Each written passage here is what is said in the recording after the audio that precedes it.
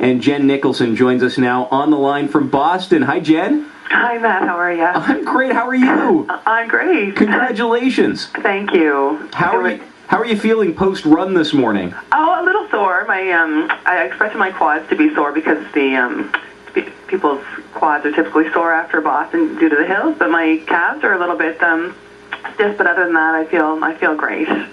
When you hear that, fastest Canadian woman at the Boston Marathon, what does that mean to you? It means a lot. Actually, it still feels. It doesn't feel real. The whole weekend actually was just amazing. A perfect day yesterday. The weather was perfect. It was sunny. We had a little bit of a tailwind. My friend who I'm staying with, Ali, she ran a perfect, personal best. I ran a personal best. The world record was broken yesterday. Mm-hmm. I'm getting a little emotional here. It really was. It means a lot. I don't know. I can't even put it into words how much it means. Mm. We worked hard and. And it paid off yesterday. Did it ever? And I mean, Jen, we had you in this studio just a few weeks ago talking about how you were running as an elite at the Boston Marathon and what that meant to you and how you were hoping to set out and achieve this personal best, which you did. So can you take us back to the start of the race? How prepared did you feel at the starting line? Did you sense that the conditions were right for you? I did. Actually, 2 days before when we arrived, it was really blustery and really cold, and we were a little bit concerned about that. But everything just everything just turned out, and it really was. It was great, and I sometimes tend to, with my training, to focus on what I didn't do as opposed to all the good stuff I did do. But I really tried to focus on what I did do in my training and on the good stuff and people that believe in me, and I believed in myself yesterday, and I trusted myself, and it's the first time I really actually trusted myself in a marathon completely, and it paid off. And being an elite yesterday, what did that mean to you? Oh, wow. It was an amazing experience. We got bussed out. I got to warm up with the world's top runners, which was amazing.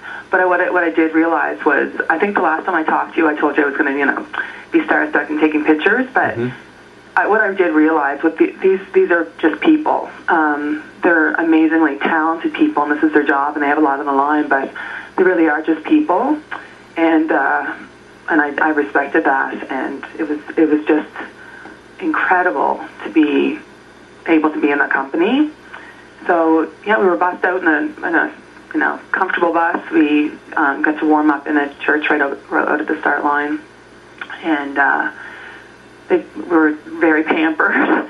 We got to come out in the start line, and they announced us, and it was just, I felt like a diva. It was amazing. But like I said, I also a fellow runner from New Brunswick, Paula Keating. She was there as well as an elite, so it was really nice to be able to kind of hang out with a familiar face. We didn't know each other well before, but we had met before, so that was really neat to be able to. I'd met her the day before at the technical meeting, and we went out in the bus and we kind of put our mats together when we were warming up, and so that was really neat too. And she actually was second overall Canadian woman. She came in right behind me. Is that right? Yeah, so that meant a lot too, because she kind of comes from a community. She's from the Miramichi, and somewhat like, the island, who's so incredibly supportive. I can't say enough for Prince Edward Island, how loved and cared for, and everybody was rooting for me, and she comes from kind of a similar place, so we both have a very unique, experience, and so I was very happy for her as well. So it was just an incredible day. Incredible. You were saying how all the conditions were great. Was there a challenging part of the race for you, or what was the toughest part? Well, the Newton Hills, the Heartbreak Hill, they're not easy, but once you get over it, it's just, you feel like you're there, and there was a big sign that says the heartbreak's over, and when I saw that, I just knew, because I felt really strong up until that point, and I knew if I felt strong up to that point, then I was home free. like I said, I trusted myself. I did go out too hard, which is very easy to do in Boston, and especially when you're starting with an elite field of the fastest women in the world. I did go out too fast, but I quickly realized I did. I looked down at my pace and I thought, whoa, this isn't good. I'm going to blow up. So I reeled it in a little bit, but then I think I was a little bit too conservative, and I was looking around at numbers and kind of checking out the bib numbers. You're kind of ranked by your number, and I was looking at all these low numbers, and I thought, I shouldn't be with them. But then I got with these two women who had lower bib numbers, and one of them, her breathing was, she sounded like she was really suffering, and I felt really good, and my breathing was fine, and my form was fine. I thought, you know what, I'm just going to trust it. I'm going to go with how I feel, and I'm just going to run my race, and I'm going to have fun. And truly, it sounds crazy, but I had a blast yesterday. The crowds were so much fun, and they were so into it, and they just pulled me along, and I truly had a blast. It was just phenomenal. I didn't want it to end. And what was it like when it did end, when you crossed that finish line? When I saw my time, the technical meeting the day before, it's kind of interesting.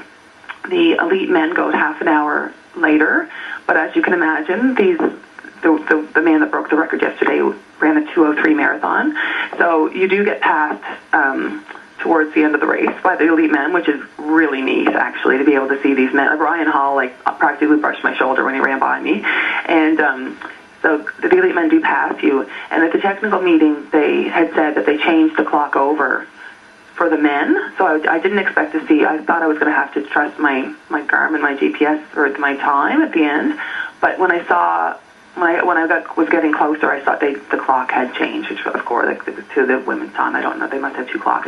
But I did see my time, and when I was, kind of off in the distance, it said 2:46 and change, and I thought, oh my gosh, I can do 2:47, because my dream time, which I didn't tell too many people, I'm a little bit superstitious that way. I don't really share my time, and I really wanted to do 2:48, and when I realized I could do 2:47, I just hammered, and it was so funny that I actually got 2:47 and 0:0, because I'm not, usually very technical, and I thought that was kind of neat that it was right on 2:47. So yeah, so not only did I surpass my dream time. So well, Jen, we're racing up to our newscast here at 8 o'clock. Okay. I want to congratulate you. Thank you so much for joining us this morning. And say hi to Allie Keedwell, a personal best for her as well. I will certainly do that. Yeah, she ran great.